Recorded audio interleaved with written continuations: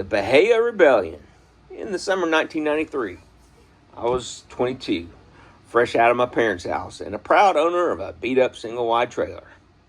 It was a relic, faded aluminum siding, creaky floors, but it was mine. The trailer part was tucked away on the edge of a South Georgia town. It had strict rules about keeping lots tidy.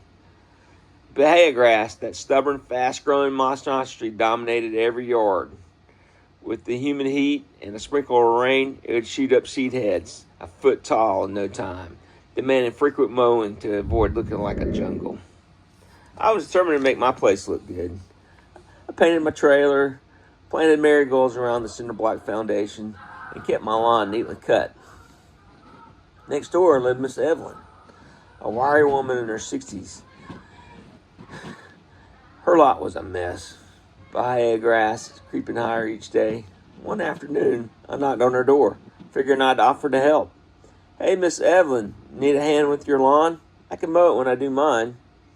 Her eyes narrowed. "I ain't helpless, boy.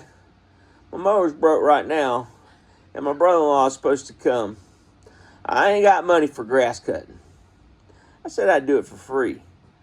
"I don't need your pity," she snapped back. I shrugged, not wanting to push. "No trouble. I'll just mow today, help you out, and get a new mower." She said, whatever, and shut the door. I mowed her lot, figuring it was the neighborly thing to do. The park would fine people for overgrown yards, plus add a mowing fee. So I kept her grass in check, week after week. No new mower appeared, no brother-in-law came over, no gratitude was shown. One Saturday, I was inside, ripping up the cracked vinyl flooring that covered my little trailer's floor. I'd scored some leftover carpet from a buddy's dad, who'd just built a new house. I had Green Day's Dookie cranked up on my radio, with my windows open to catch a breeze. The trailer's walls were thin on the outside, paneling on the inside. Didn't do much to contain sound. Around 2 p.m., a sharp knock interrupted me. It was Miss Evelyn. She stood there red as a beet. "Turn that racket off. I'm trying to nap." Sure thing. Sorry." I turned the volume down. 15 minutes later, another knock. This time, it was a cop. Looking sheepish, he said, "Sir, we got a noise complaint. It's not illegal, but can you keep it down?" I blinked, looked at my watch. "It's 2:30 in the afternoon." "Yeah, but it's disturbing the peace," he said, glancing at Evelyn's trailer. I turned the radio off, fuming. Thin walls or not, this is ridiculous. A few days later, I saw Evelyn heading to her car. I jogged over, hoping to smooth things over. "Hey, I'm sorry about the other day." She cut me off, finger wagging. "You're inconsiderate, self-centered, disrespectful. Young man, I work second shift at the tex mill, and I need my nap. You don't care anything about yourself." I bit my tongue and walked away.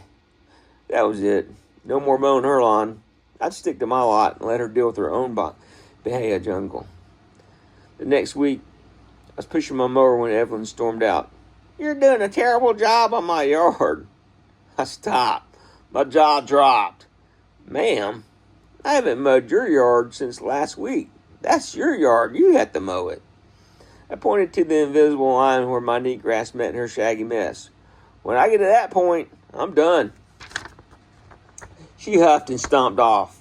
A few days later, while I was mowing my lawn, carefully before her sacred 1 to 3 p.m. nap window, she came out again, this time dragging the park manager, a laid-back guy named Carl. "This mower's too loud," she snapped. Carl scratched his head. "It's 11 a.m., Evelyn." Evelyn pointed her crooked, skinny finger at my rusty mower. "You ain't got no muffler," she shrieked. There's a hole rusted in the muffler. But these mowers were old and loud anyway. She must have spotted the hole while watching me, fuming, and went and got Carl. Carl looked at me, apologetic. "Maybe get a new muffler. It's okay for now." I nodded, then saw my chest as Evelyn stormed away. Hey, Carl, while you're here, can you talk to her about her lawn? It's getting pretty high, and it's an eyesore." Carl glanced over. "Yeah, it's tall. I'll have a word." I heard from the neighbor later on that Evelyn threw a fit when Carl brought it up. She got slapped with a fine and a mowing fee after giving Carl the what for. Couldn't help but smirk when he told me that. The next week, I caught Evelyn flipping me off as she got in her car. She didn't think I would see her. I just happened to look out the window. I laughed. I forgot about it until I just sparked. While at Walmart looking for a muffler for my old mower, I spotted bags of lawn fertilizer on clearance in the garden section. Bahia grass grows fast, but fertilized Bahia? That's a beast. I bought a couple of bags, and then under the cover of night, I'd spread it on Evelyn's lot. Every week or so, I'd sneak out and give her grass a little boost. Just so happens water was free in the park also, so if the grass looked thirsty, I'd give her Bahia a little drink. Not that it needed it very often. 1993 was an unusually hot and rainy summer. Nitrogen and heat and water, it was like magic. Her yard turned into a wild seed-heading sprouting nightmare. The park's mowing crew was out there constantly, and she was racking up fines like clockwork. By the time I ran out of fertilizer, Evelyn's lawn was the talk of the trailer park, dark green and 3 feet tall. I'd sit by my window, sipping a Coke, grinning at the overgrown chaos next door. Call it petty, but watching her deal with the consequences of her own attitude felt like justice. My marigolds bloomed, my trailer gleamed, and my lawn stayed perfect. Sometimes being a good neighbor is knowing when to stop.